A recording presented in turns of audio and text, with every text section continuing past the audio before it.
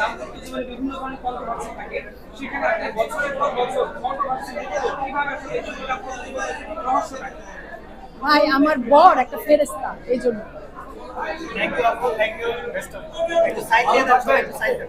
ভালো থাকবেন ভাইয়া, থ্যাংক ইউ। আর আমি বলতে চাই যে কাজল আরিফিন অমির সাথে এটা আমার প্রথম কাজ ছিল অসময়।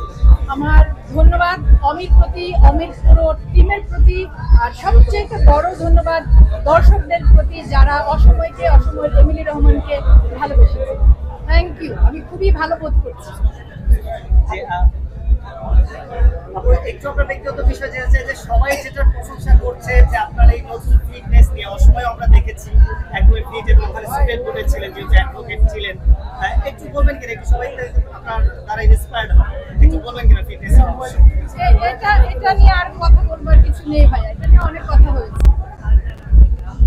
সামনে কি কি কাজ আসে, আপনি কি কাজের কথা? সামনে জাহিদ হোসেনের একটি নতুন সিনেমাতে কাজ করতে যাচ্ছি, যেটিতে আমার সহশিল্পী হিসেবে আছেন সৈয়দুজ্জামান সেলিম এবং ইমতিয়াজ বর্ষণ। তারা দুজনেই আমার ভীষণ পছন্দের অভিনেতা। আশা করি একসাথে আমাদের একটা ভালো কাজের অভিজ্ঞতা হবে। আর একটা ওয়েব ফিল্মে কাজ করতে যাচ্ছি, যেটাতে আমার সহশিল্পী হিসেবে আছেন মোশাররফ করিম, আমার এবং আপনাদের সবার ভীষণ পছন্দের অভিনেতা। তো আর এর আগে আরো 3টি চলচ্চিত্রের শুটিং শেষ করে রেখেছি, যেগুলো সামনে মুক্তি পাবে। তো হ্যাঁ, আপাতত কাজের খবর এটুকুই।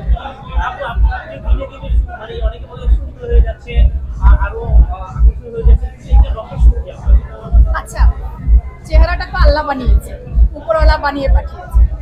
তারপর একটু জিনের ব্যাপার আছে, বাবা মা, হ্যাঁ। আর তারপরে যে ব্যাপারটা, আজকে আমাকে সাজিয়েছে আমার makeup artist Samiya, signature by Samia.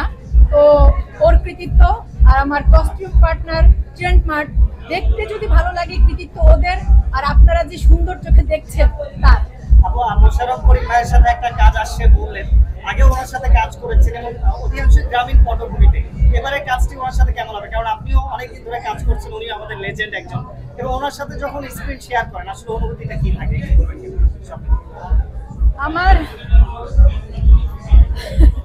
আমার আসলে প্রতিটি সহকর্মীর ব্যাপারেই আমার ভীষণ প্রেম আছে, নারী পুরুষ সকল সহকর্মীর প্রতি।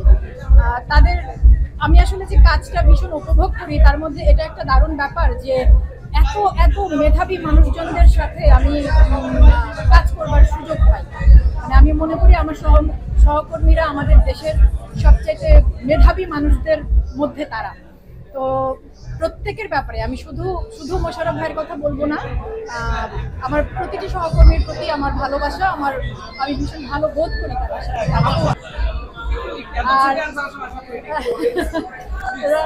এটা বড় পর্দার ব্যাপারে, বড় পর্দাতে আসলে আমি যেমন চলচ্চিত্রে বিশ্বাস করি, আমি তো আসলে একটু গল্প নির্ভর চলচ্চিত্রে বিশ্বাস করি। দর্শক হিসেবে আমি সব রকম ছবিই দেখি, কিন্তু যখন আমি অভিনেতা হিসেবে যুক্ত হই, তখন আমি সেই রকম গল্পে যুক্ত হতে চাই যে গল্পে জীবন দেখতে পাওয়া যায়, যেটাকে সহজ করে বললে জীবন ঘনিষ্ঠ গল্প, জীবনের কাছাকাছি গল্প। তো সেরকম আসলে বেশ কয়েকটি চলচ্চিত্র মুক্তির অপেক্ষায় আছে। একটি মাসুদ প্রতীকের বক, একটি কৌশিক শঙ্কর দাসের দাহন, জাহিদ হোসেনের আরেকটি চলচ্চিত্রে কাজ করতে যাচ্ছি। এই ছবিগুলো যখন আসবে তখন হয়তো বড় পর্দায় আবার দেখা। সর্বশেষ দর্শক না, সর্বশেষ একটা প্রশ্ন আমি একটা করি। আপনি অসময় প্রিমিয়ারে আপনার মেয়েকে সাথে নিয়ে এসেছিলেন এবং আপনাদের দুজন একসাথে ইন্টারভিউ নেওয়া হয়েছে।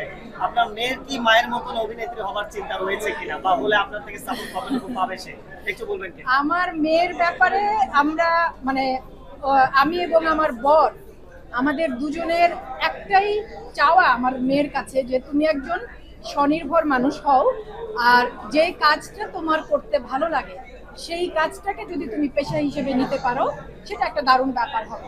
তো আমার মেয়ে আসলে যা করতে চায় তাই করবে। আমি আর ওর বাবা শুধু ওর পাশে যতটুকু সমর্থন হিসেবে থাকা যায় সেটুকু থাকবে।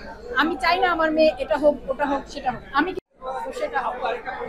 সবার জীবনে দাম্পত্য জীবনে বিভিন্ন ধরনের কন্ট্রোভার্সি থাকে, সেখানে আপনি বছরের পর বছর কন্ট্রোভার্সি নিয়ে কিভাবে আসলে এই দাম্পত্য জীবনের রহস্যটা?